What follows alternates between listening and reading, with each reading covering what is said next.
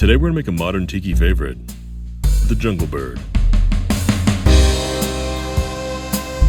For this drink, you're going to need a tiki mug, or a double old-fashioned glass, a graduated double jigger, a large measuring cup, a fancy straw, a fancy toothpick, a cocktail shaker, a citrus juicer, a fine mesh strainer, a cutting board and a small knife, a Lewis bag and an ice mallet, and optionally, a juicer.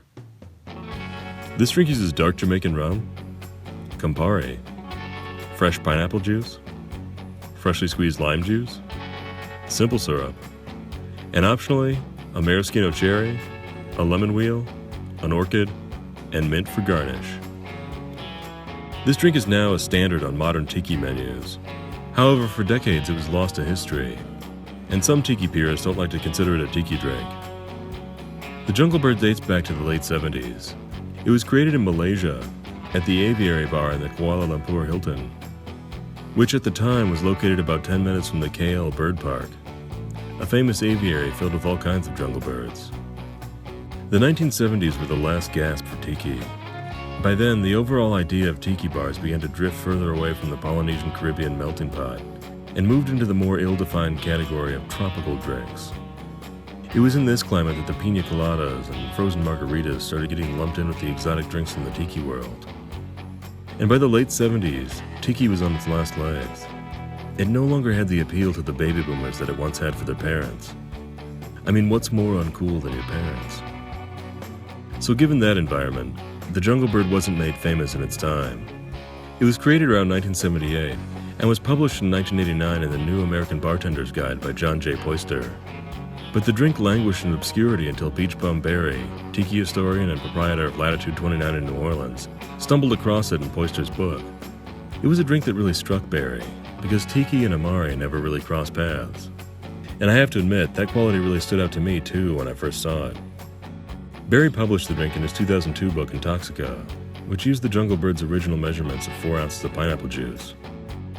And from there, the drink really caught on, particularly in New York. Giuseppe Gonzalez found the drink and fell in love with it. Gonzalez came up with my favorite coquito recipe, and co-owned the tumultuous tiki revival bar Painkiller, or PKNY as it became known after a lawsuit. However, Gonzalez really wanted to lower the pineapple juice to help tease out some of the other flavors in the drink. He made the measurement of pineapple equal to that of the rum. In the original recipe, everything really got drowned in the pineapple.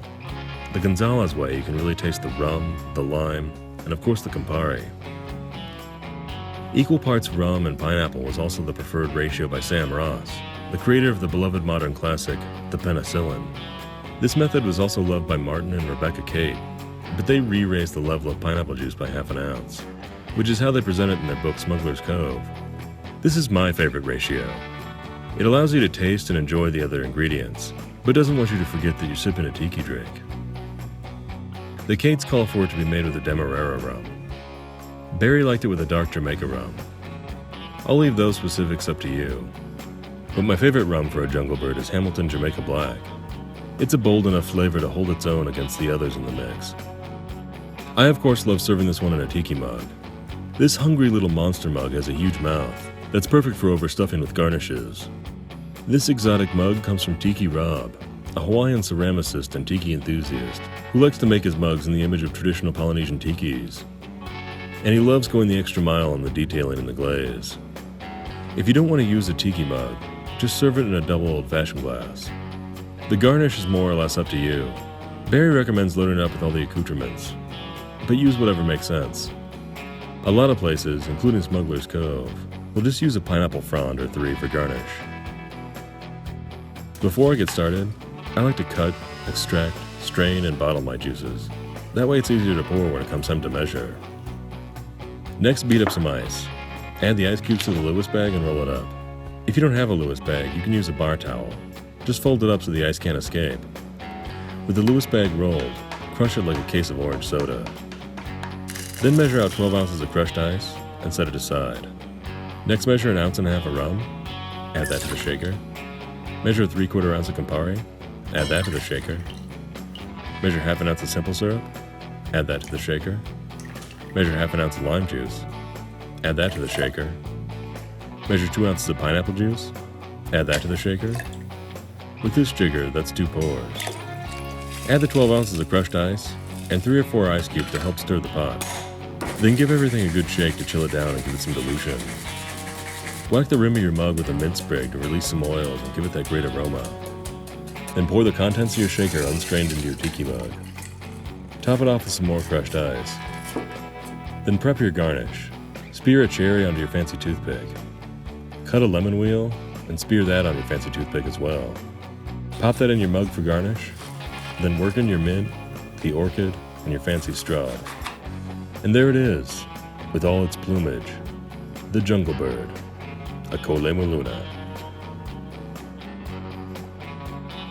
Click here for more videos. Be sure to subscribe, and check us out on Facebook, Twitter, and Instagram. For links, more info, and the printed recipe, check out the description below.